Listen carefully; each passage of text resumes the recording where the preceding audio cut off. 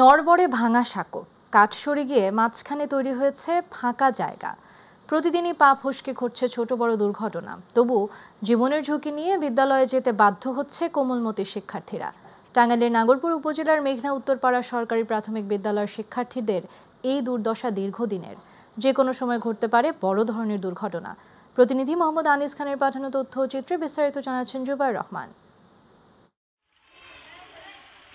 ১৯৮৩ সালে প্রতিষ্ঠিত টাঙ্গাইলের নাগরপুর উপজেলার মেঘনা উত্তরপাড়া সরকারি প্রাথমিক বিদ্যালয় ৪ দশক পেরোলেও উন্নয়নের ছোঁয়া মেলেনি। বিদ্যালয়ে যাতায়াতের একমাত্র কাঠের সাঁকোটি এখন মারাত্মক ঝুঁকিপূর্ণ। কাঠামোতে ফাটল, নিচের মাটি ধসে পড়েছে, বিভিন্ন স্থানে কাঠ পচে তৈরি হয়েছে বড় বড় ফাঁকা জায়গা। আর এখানেই ঘটছে প্রতিদিনের দুর্ঘটনা। বর্ষা মৌসুমে সাঁকোটি আরও পিচ্ছিল হয়ে পড়ে। খালের পানি বাড়লে বেড়ে যায় ঝুঁকি। এসব কারণে শিক্ষার্থীর সংখ্যা কমে নেমে এসেছে মাত্র ৮৪ জনে। ভাঙা পুল দিয়ে আসতে আমার অনেক কষ্ট হয়। ভাঙা সেতুটি যে কোনো সময় আমরা পড়ে যেতে পারি। আমরা সরকারের কাছে একটি আবেদন জানাচ্ছি, আমাদের এই সাঁকোটা যেন দ্রুত নির্মাণ করে দেয়। শুধু শিক্ষার্থীই নয়, আশপাশের ৪টি গ্রামের মানুষ এই সাঁকো ব্যবহার করেন প্রতিদিন। বারবার বিভিন্ন দপ্তরে গিয়েও মেলেনি কোনো সমাধান।